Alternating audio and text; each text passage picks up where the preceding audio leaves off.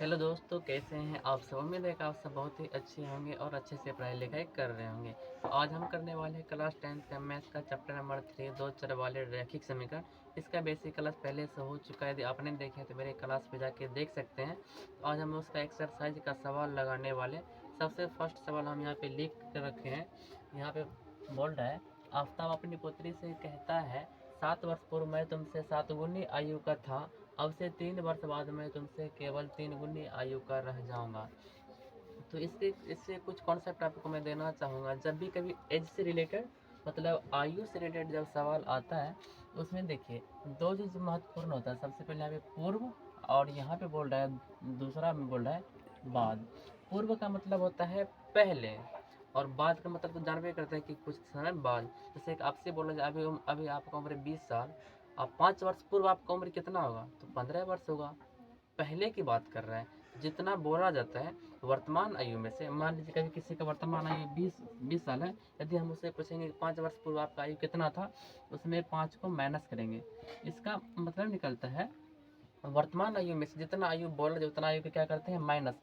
किस कंडीशन में, तो पूर्व की कंडीशन में। जब भी कंडीशन किसका है, बाद का, तो उसमें क्या करते हैं, वर्तमान आयु मान लीजिए जैसे कि 20 है, यदि बोलेगा आपके 5 वर्ष बाद, 5 वर्ष बाद, जितना वर्ष बाद बोला जाए उतना को क्या करते हैं, जोड़ते हैं बाद के कॉन्सेप्ट में। और पूर्व के कॉन्सेप्ट में क्या करते हैं, वर्तमान आयु में से जितना आयु बोला जाता है उतना आयु क्या करते हैं, माइनस कर देते हैं। इसी कॉन्सेप्ट को ध्यान में रखते हुए हम सवाल को आगे कंटिन्यू करते हैं। यहाँ पे बोला जा रहा है, सबसे पहले देखिए इसका वर्तमान आयु हमको पता नहीं है, नहीं आफ्ताब का वर्तमान आयु है और नहीं उसकी पुत्री का। तो मान लेते हैं, माना कि आफ्ताब की वर्तमान आयु x वर्ष, उसकी पुत्री की वर्तमान आयु y वर्ष। अब बोल रहे हैं क्या कि 7 वर्ष पूर्व, 7 वर्ष पूर्व मतलब पहले, पहले कंडीशन जब आता है तो वहाँ पे माइनस चिन्ह का प्रयोग करते हैं। वर्तमान आयु में जितना भी बोलेगा उतना क्या करेंगे, माइनस करेंगे। तो बोल रहे हैं 7 वर्ष पूर्व आफ्ताब की आयु कितना, अभी वर्तमान आयु कितना है x। जब भी पूर्व की बात करें क्या देंगे, माइनस। कितना वर्ष पूर्व, 7 वर्ष, x माइनस 7। पुत्री का वर्तमान आयु क्या है, y वर्ष। बोल रहा है 7 वर्ष पूर्व, इसमें 7 क्या करेंगे, माइनस कर देंगे। ठीक है, इतना तक समझ में आ गया होगा। अब इसका पिताजी का जो आफ्ताब का आयु है उसको लिख लेंगे, x माइनस में 7। उसके बाद क्या है, उसकी पुत्री का y माइनस 7। अब देखिए इसको हमको करना है बराबर। यहाँ पे बोल रहा है 7 वर्ष पूर्व मैं तुमसे 7 गुनी आयु का था, मतलब आफ्ताब जो है ये अपनी पुत्री से 7 गुनी अधिक है। इसका मतलब 7 गुनी कम है। यदि बोलेगा हमको बराबर करना है, इसमें पहले 7 से गुना करना पड़ेगा तब बराबर हो जाएगा। कहे कि ये 7 गुनी है, मतलब 7 गुनी ये कम है। तो इसमें यदि 7 से गुना कर देंगे समीकरण मेरा बराबर हो जाएगा। उसके बाद इसको आगे जब सॉल्व करेंगे तो x माइनस का 7 बराबर हो जाएगा।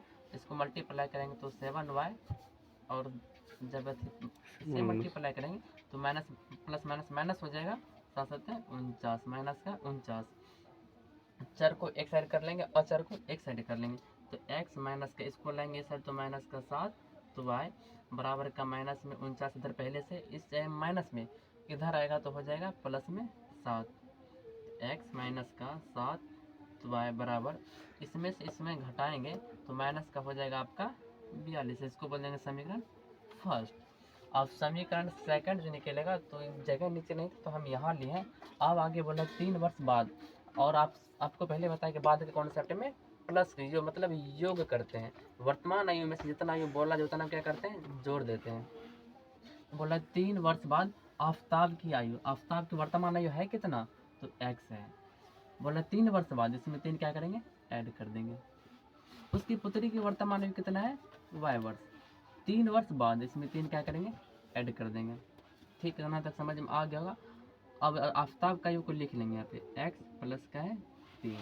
उसके बाद उसके पुत्री की जो आयु है उसको लिख लेंगे y और प्लस का 3। बोला 3 वर्ष बाद मैं तुमसे 3 गुनी आयु का रह जाऊंगा। यहाँ पर भी आफ्ताब बोल रहा है 3 वर्ष बाद मैं तुमसे 3 गुनी आयु का रह जाऊंगा, मतलब ये 3 गुना अधिक है। ये क्या है, 3 गुना कम है। यदि हमको बोलेगा बराबर करने के लिए, सबसे पहले इसमें 3 से करेंगे गुना। ये 3 गुना है, मतलब ये 3 गुना कम है।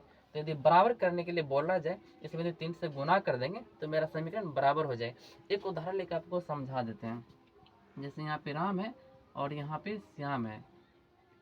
राम जो है ना, इससे मतलब इसका उम्र है 5 वर्ष, इसका है 15 वर्ष, इसका यदि एज है 10 वर्ष, तो इसका एज है 30 वर्ष, इससे 3 गुना है।